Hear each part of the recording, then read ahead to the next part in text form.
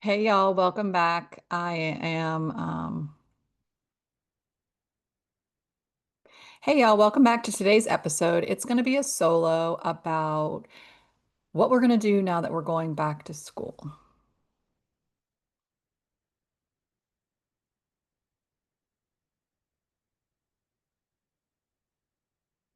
Hey y'all, welcome back. Today's episode is going to be a solo, and we're going to be focusing on all the things that we've learned since the beginning of summer until now. And now that we're going back to school for most of us, or back to the fall where we might be going back to work with a different mindset. Um, these are all things that are going to be tangible that you can take away now that we know something different. So, first of all, I'd like to always acknowledge the season shift because we are here in Florida and it will be hot pretty much until December or January, but we are shifting from that summer mentality back to our school routines, to, a more structured weekly schedule that most of us have when we have kids in school. So the summer is full of relaxed mornings, a little bit extra time to prepare, more time for us to be intentional and put thought around things. Whereas, during the school year, we're more, have to get here, have to get there.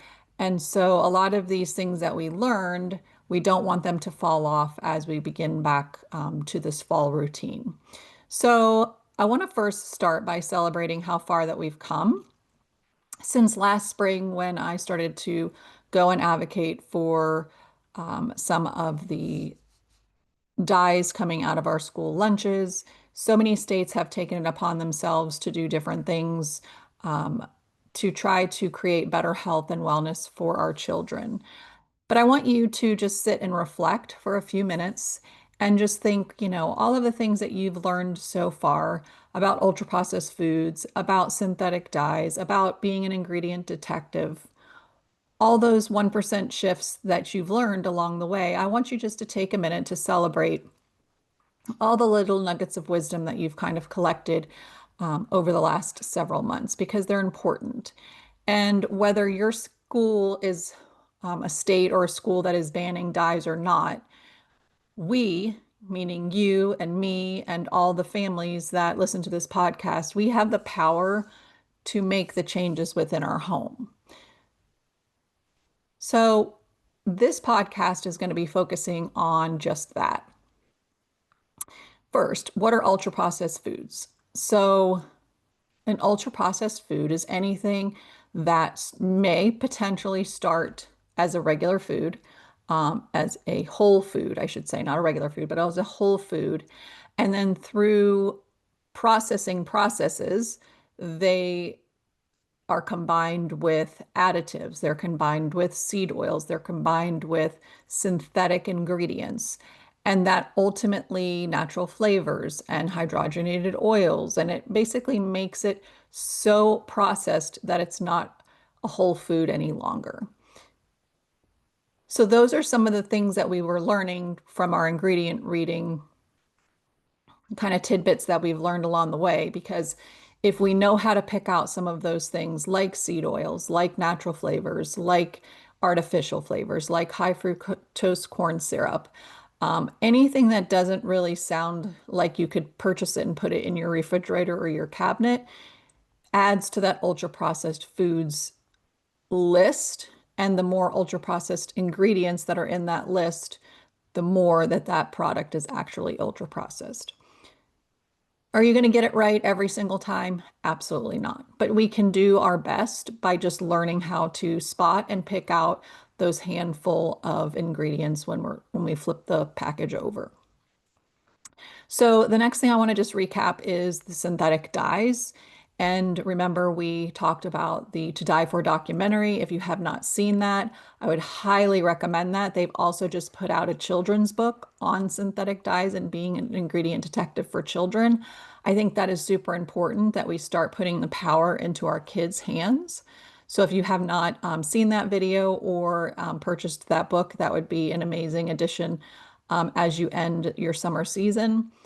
We've had people like Vani Hari, aka the Food Babe, create petitions went to Kellogg's and, had basically the door shut in her face. And finally, after other companies have come aboard, which there are a lot of them, which is super exciting, with the commitment to phase out the synthetic dyes, Kellogg's is finally getting on board. And that's not all, right? I mean, we have to ask ourselves, why do these ingredients even matter, especially for our kids? And ultimately, it's that when you have one ingredient that might not be a whole food, every once in a while, our bodies should be able to break it down and expel it. But the problem for our children is number one, their bodies are tiny. Number two, the products in which they eat, which the ultra processed foods, and even processed foods, they are filled with those ingredients. And I know for myself, when I first started on this journey, when I looked at what we were eating and I started to make those transitions, I noticed that a lot of the same ingredients were in ultra processed foods. And again, my experience started with high fructose corn syrup and hydrogenated oils. And when I first looked in our pantry, I was shocked to see how many of the little snacks and foods that we were feeding our, almost 1 year old had in them. And I thought, well, they're just snacks and they're healthy and they're in the kids section and they sell them at the grocery store. So of course they're going to be good for us. But that wasn't the case. And so for our kids, it's really important that we take the time to look at the ingredients and start to not avoid them per se, but start adding in better for you options, which will naturally just phase those out.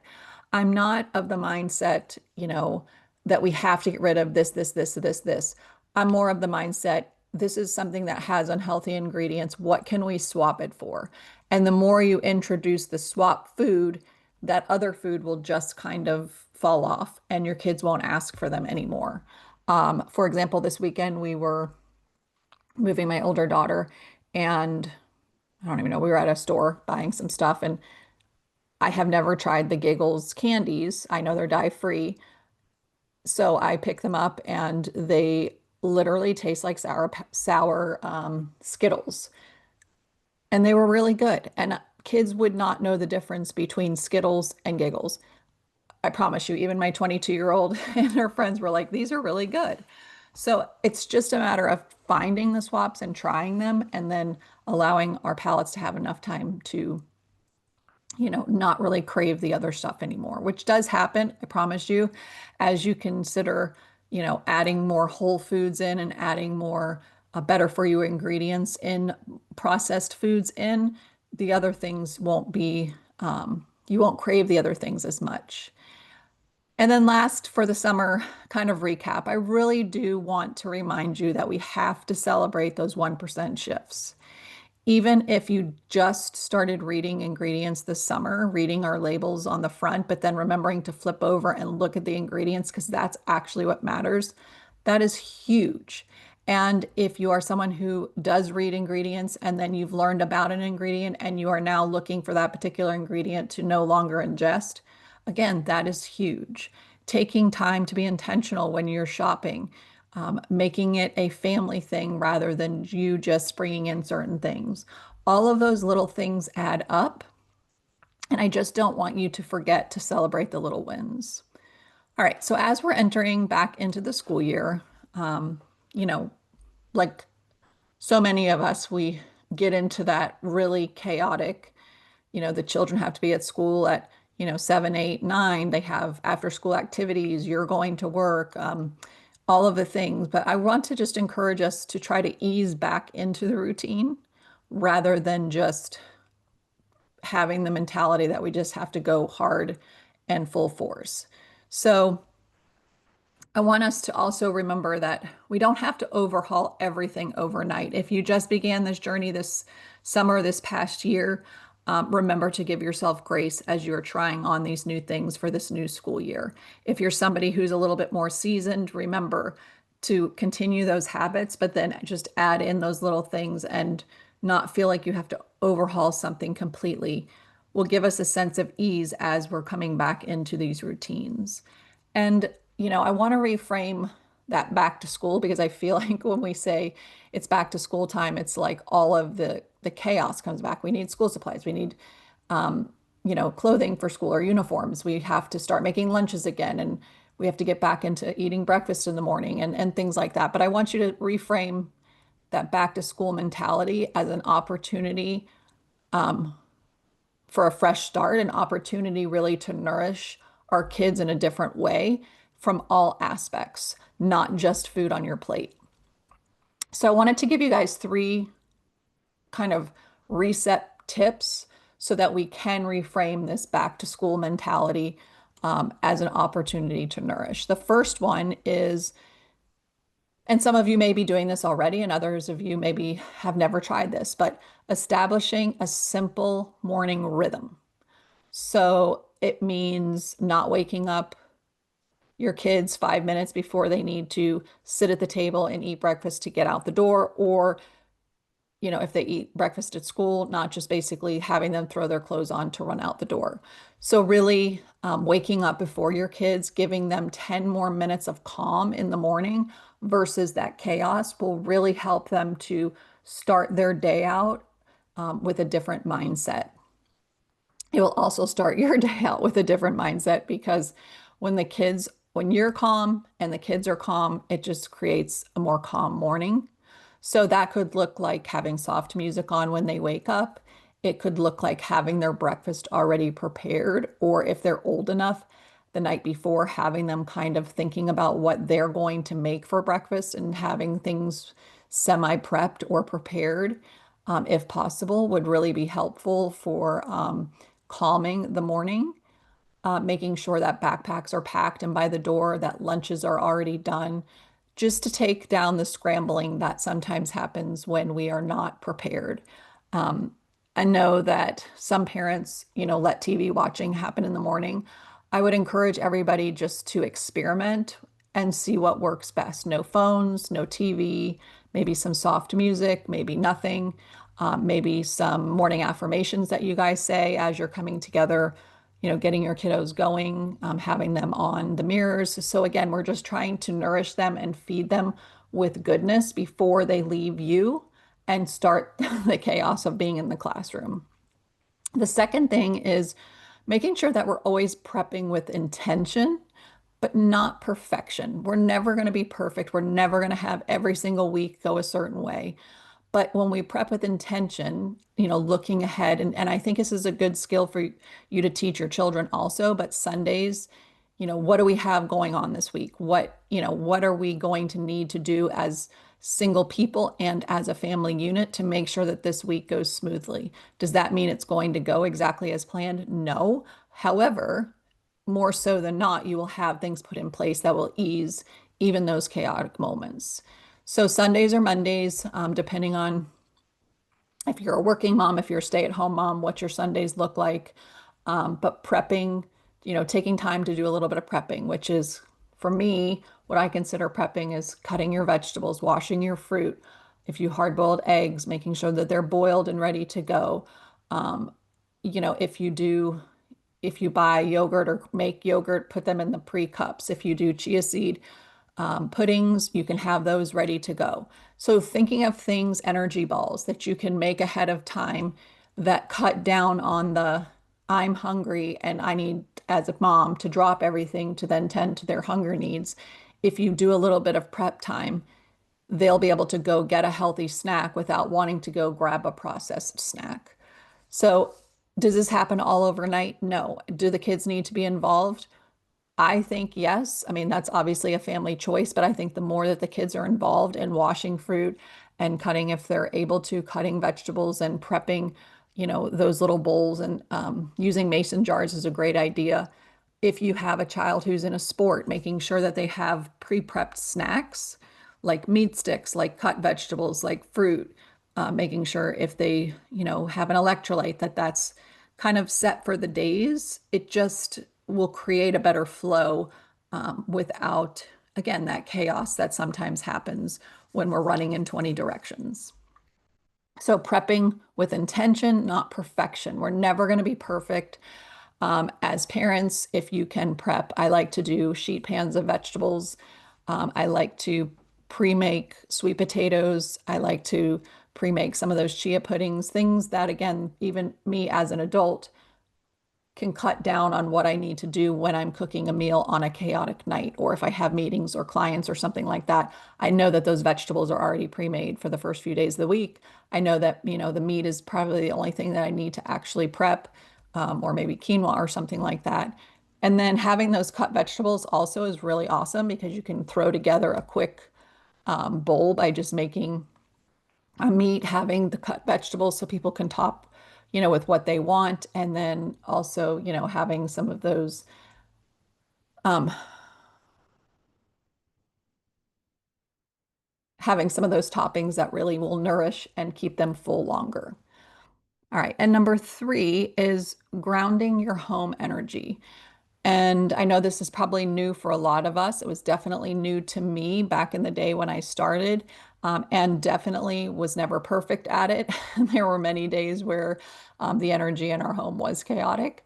But on the days when I did have the diffuser going and the quiet time after school, the snack already kind of prepped when they got home, letting them decompress from their day, share things if they wanted to, just have a little bit of outlet time before starting their homework. Playing soft music in our house was definitely something still to this day that I kind of feel like sets the tone for calmness.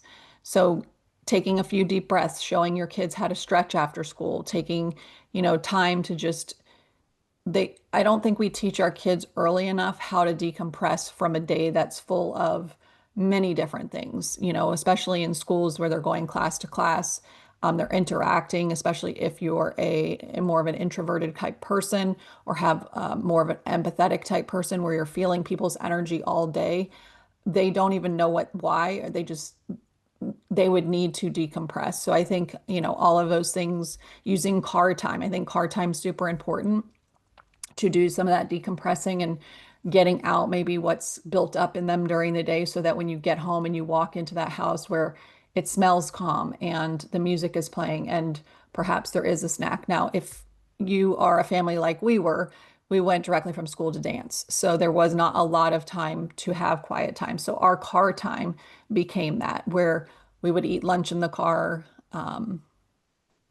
We would, again, have soft music. We would try to decompress and talk about the day and the homework that we might have after dance and making sure she was nourished to go to dance and things like that. So for everybody, it's going to look different. And that's why when we're talking about these three like reset tips, you're going to have to decide how best they will work for you. Establishing that morning rhythm for my household is going to look very different from yours. We had two children. You might have one, you might have four, you might have twins. I mean, you might have babies, you might have older children. So I think you're going to have to think through what makes sense and do a lot of experimenting. Prepping with intention and not perfection. I think, again, that's going to be a lot of experimentation of how together as a family you can do these things to prep yourself for the week, and then grounding your home energy again is going to look different for everybody. So although it would be nice for someone to say, do this, this, and this, they don't always work for everybody. So I think just having the intention that you're going to make a 1% shift. So for example, with the energy in your home, it might just be that you come home and put everything down and sit with your child and do a couple of deep breaths and, talk about your wins and, your challenges for the day. It could just look like coming home and have a nourishing snack, and that child might just need to go out and run for a little bit. So again, it's just going to depend. And I don't want to say there's one better way than the other because everybody is, bio individual.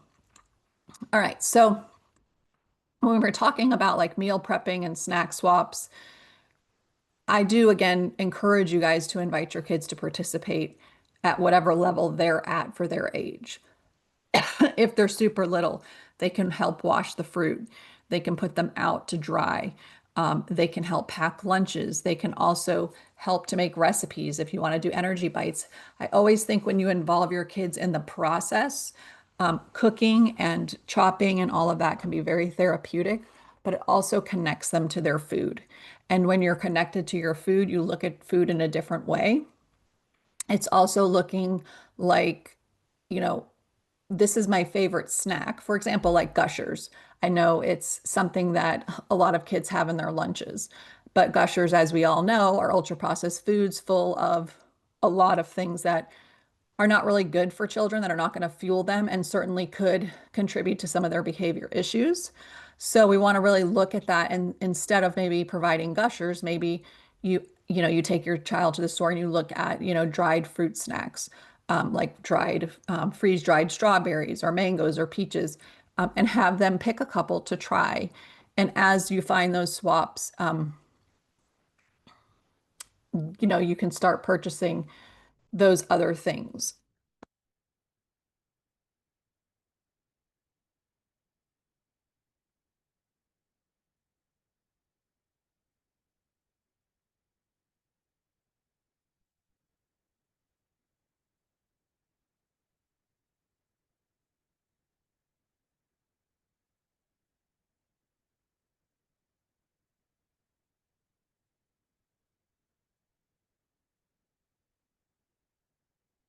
One of my new favorite swaps for Gushers is a brand called Solely.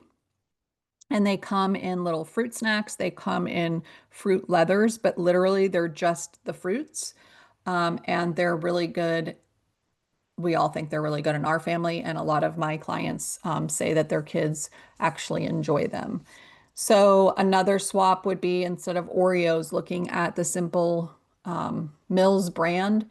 They have the almond flour type cookies. They have different varieties. They've got a wedding one. They have a chocolate chip one. They've got a one that tastes like snickerdoodles. The Hue brand chocolate, those are also a good option. They have chocolate covered nuts of different kinds. They have regular chocolate. So again, there are better for you alternatives than the Oreos. It's just going to be a matter of getting them, letting your kids try them and see, which ones they like, because that's most important. And then instead of the not dried, instead of the dyed like fruit pouch drinks like Capri Sun and things like that, you can opt for water with fruit and, show them how to take fruit and grind it to make the water taste like the fruit. Um, if you're not into doing that, there are different Spindrift, I know, is clean, and Olipop is clean if you're more of a carbonated person. I think first and foremost, just remembering that reading the ingredients is most important, not necessarily looking just at the marketing on the front. Because I promise you, even if it says organic, there could potentially be something in there that you're trying to not ingest and not even know that that would be there, because you see it organic and think that it has to be good for you. All right, so swapping those snacks, and ditching the dyes and the processed junk, letting the kids be part of the meal prep, the snack prep, things like that, really helps to create, a connection to your food, and also just kind of invested in what they're doing. I think that's important to give them the empowerment that they will feel from creating some of these things with you. The next thing I want to talk about is the breakfast. I get a lot of kickback from parents. My child won't eat breakfast.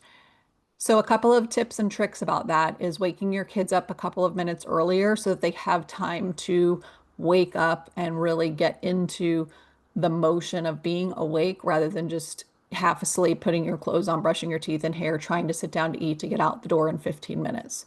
So allowing them to wake up a little bit more. Why is it important that we eat breakfast and fuel our bodies? Well, it's brain fuel, that's first and foremost. And we're asking these kids to go to school and sit in a classroom and learn and focus. And it's really hard to do that when you're not fueled. So keeping their blood sugar balanced, not giving them an all carb, high sugar breakfast, will help them not only keep it regulated, but will provide them with energy, sustained energy, and also help with their focus in the classroom. So you might be saying, well, my kid only eats cereal, my kid only likes waffles. And again, is this going to change all overnight? No, but it's a slow process, but it's possible. We've just trained their taste buds to want those things, and that makes sense. That's what our body craves if that's what we're given. So we want to focus on making sure they get protein, making sure that they get fiber, and making sure, that they have a natural carb to help sustain them. Things like overnight oats, or I'm not like the greatest. My overnight oats never taste the way I want them to taste. So I have a recipe that I make really quick in the morning. I boil the water, I add it to it. I put a little bit of protein powder, chia seeds, hemp seeds, and then when it's done, I just kind of let it sit and cook.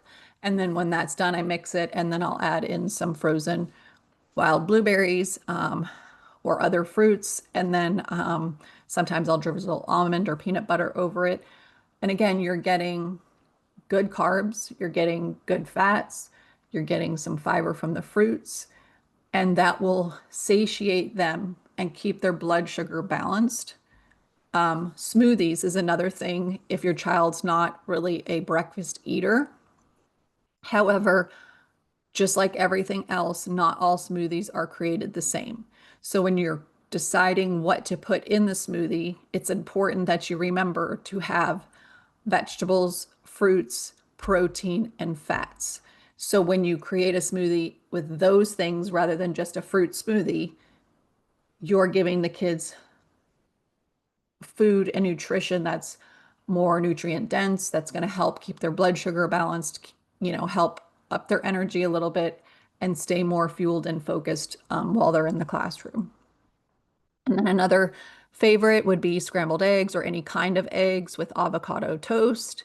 You can do cottage cheese in the scrambled eggs to up the protein count.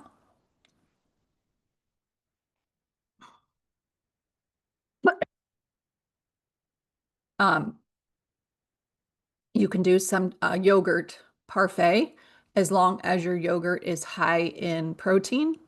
I would say get the non-flavored because when you get the flavored, it typically is either not real flavoring or it's full of sugar. So if you were to get plain Greek yogurt to make it taste like something, you can use a vanilla extract. You can use vanilla beans if you want to get fancy, but that kind of gives it that vanilla flavor. You can add in the wild berries and let them soak so that flavor gets into the yogurt. Again, mixing in chia seeds, flax seeds. I really love Zen basil seeds. They're very high in fiber, and I like the way that they soak a little bit better than chia seeds. And I usually make a little jar of them at the beginning of the week. And then I just, scoop them into different things during the week just to add that extra fiber in. So are these all the breakfast ideas? No, they're just simple ones that I can think of off the top of my head. I think it's also good to rotate breakfast so you're not eating the exact same thing every day. If your child is still hooked on cereal, I totally get it. I had one child that really just loved cereal, and it wasn't until the third grade that she noticed that when she ate that for breakfast, she felt like she needed to get up during circle time, and she was very compliant. She was always well behaved, but she said she had a feeling in her legs like she needed to get up. And so that told me that that breakfast that she was eating was really just giving her the burst of sugar, but there was nothing to kind of offset it. So that's when we started to dabble in some different breakfast ideas because she noticed it and it really helped. But if your child is a cereal person, I would say Lovebird cereal, hands down, is the number one cereal that I've found. The strawberry is delicious and it's made with real strawberries. The cinnamon one's really good. And if your child likes chocolate, he has a cocoa one. And then he also has plain ones too, if they just like that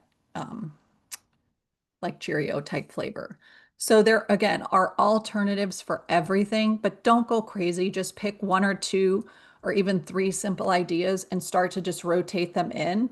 And again, if your child is a waffle person, there are definitely waffle recipes that you can make. Usually Sundays used to be the day where we would make those for breakfast, and then we would freeze a lot of them so that we would have them, those waffles and pancakes. So we would have them throughout the week if that's what the kids wanted. I think, you know, having them try these things to get them started is a good way to kind of dip your toes in. And you can start now before the school year starts so they can find one or two breakfasts that they really like. But just remember that even a few bites of healthy, nutrient-dense food helps more than we know with the stabilization of blood sugar, energy, and focus in the classroom.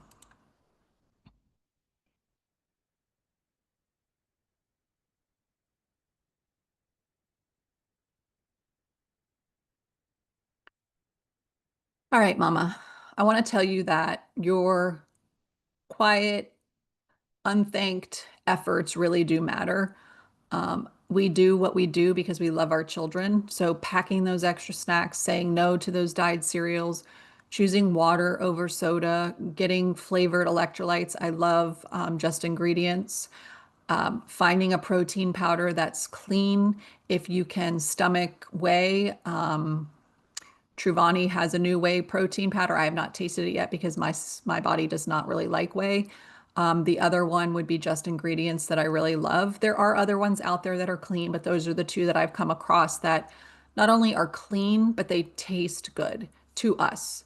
And again, it's a lot of trial and error, but those two are the ones I highly recommend. They're smooth. They go into pretty much everything and anything. You can mix them just with water. You can throw them in your oatmeal. You can put them in your smoothies. You can add it to whatever type of milk that you guys drink. So there's a variety of ways to incorporate those things. And again, these are just little things. They're not meant to feel overwhelming. They're not meant to make you feel like you're not doing a good job because, again, all of the 1% shifts that we make do add up. And if you do this for the entire school year, by the end of the school year, your child's food will look different. It is a little bit tedious at the beginning, just doing a lot of label reading, but how to cut down on that overwhelm is find the brands that you trust and stick with them because it makes purchasing a lot less complicated because you're not having to read every single package every time you go to the store because you just know you're going to go directly to, for example, my protein powder. I know I'm going directly to Truvani and Just Ingredients. And again, there are other ones. I just don't have the time to sit and read. And I know that those are clean and they taste good and my family does like them. So again, trying to take the overwhelm out by sticking to things that we know. And then I want you guys to just, again, take a deep breath, give yourself grace, remind yourself of all of the wins that you've created over the last several months to even years, and, reflect on where you came from. Where did you start and where are you now? Because I think we forget to do that. And let's celebrate all of those little wins and then start to just project something new for the future. And again, those don't have to be complete overhauls. Just think of little 1% shifts that you can do to get you to the next step in your wellness journey. So take time this week and ask yourself and reflect on these questions. What is one change that we can make for the new school year? And whatever that change might be that you are wanting for your children or for yourself, start this next week. There's no reason to wait until mid-August or September, depending on where you live when you start school. Think about, though, the changes that you would like to make and start making them so that as the school year starts to roll in, some of those things will already be put into place. And then again, I do want you to take time to reflect on what's already working for you that you've created and celebrate those wins and talk to your family about them and talk to your family about where you started and where you've come. Because together as a family, I think it's really important because this teaches them community. It teaches them to be a part of something greater than themselves and making decisions just for themselves, that you're thinking about them. They should be thinking about them and you and all of those things. And obviously, it's age dependent, but I never think it's too early to start. I want to encourage you guys to, have grace as the school year starts.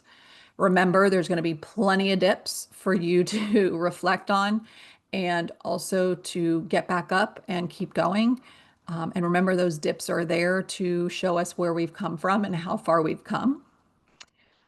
If you're looking for different types of support during the school year, make sure you're following me on Instagram. and on Pinterest.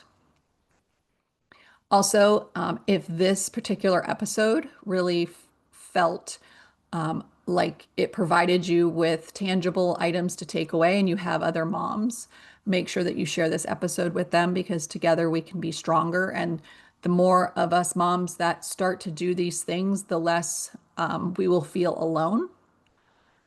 I would love for you guys to drop in the comments like some of your snack swaps. And even on Instagram, I always post whatever day this episode, every Wednesday an episode comes out, but I post something about it. And I would love for us as a community to start sharing the swaps because the more we share swaps, it's helpful to other people to kind of diminish some of the overwhelm it might feel like when we're making these changes. This year, I just really want you to go back to school feeling that you've put love behind, intention behind, and their lunchbox is full of fuel and love, and that together you guys are doing different things to get a different result than what maybe you did last year. Thank you so much again for tuning in wherever you're listening from. I'm so grateful that you're part of our community. I look forward to hearing from you guys, and I hope you have an amazing rest of your week. And again, don't forget, drop your comments, leave a review if you did find this helpful, because the more reviews and likes and follows and things like that, the whole algorithm game that gets played, the more people will find us when they're searching for healthy habits and ingredient detective stuff and things like that. So I appreciate you guys. Have a great rest of your week. Love to y'all.